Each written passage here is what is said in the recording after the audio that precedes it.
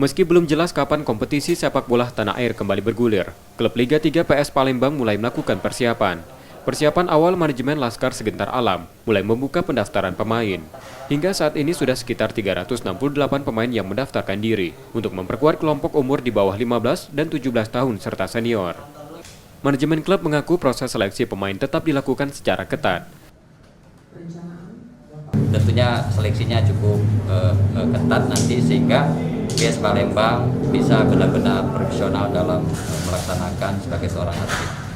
Dan ini akan diseleksi oleh tim khusus nanti dalam waktu dekat sesegera mungkin. Antusiasnya luar biasa masyarakat Palembang.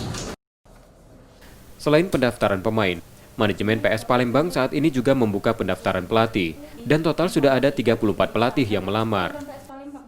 Nur Muhammad, Kompas TV, Palembang.